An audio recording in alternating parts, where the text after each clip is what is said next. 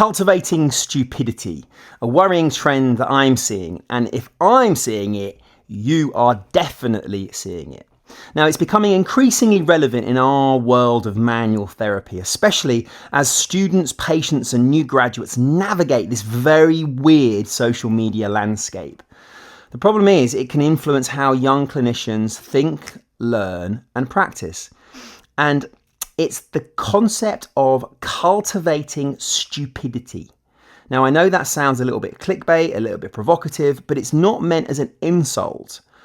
It's a way of describing what happens when things are massively oversimplified, they're attention-grabbing content that gets repeated so often that it starts to almost replace real clinical thinking. Now, at OMT Training, we've always taken pride in being the opposite of that. So we've published now 6 books, we've contributed to lots of collaborative peer-reviewed research, and everything that we teach is built around current evidence-based clinical practice, not pseudoscience, not clickbait. But we also know that the digital world doesn't always reward ethics or accuracy. It rewards simplicity, it rewards certainty, and especially spectacle. I mean, come on, you've seen it. The dramatic thrust with no clinical explanation.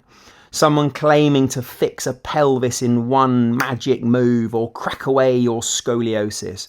Or these sort of techniques being presented as miracle interventions with no discussion of when, why, or whom. Why strap?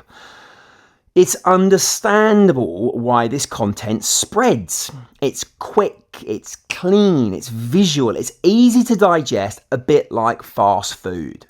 But if that becomes our educational standard, we're not cultivating competence, we're getting mentally fat and lazy.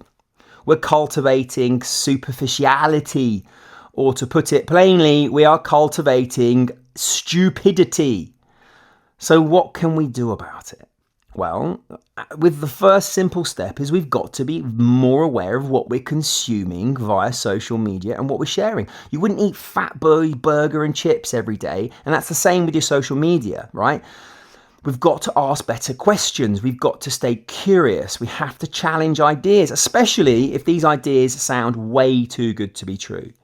Now, at OMT, we're not against showing techniques online because, crikey, we show loads. We post them regularly, but we always aim to include sort of context, clear rationale and support from current clinical thinking and evidence-based medicine. So if something looks too good to be true, challenge it. Critically think. Research. Don't fall into an echo chamber of like-minded individuals just validating you, and be aware of gurus. Don't fall for the vanity metric that is social media fame.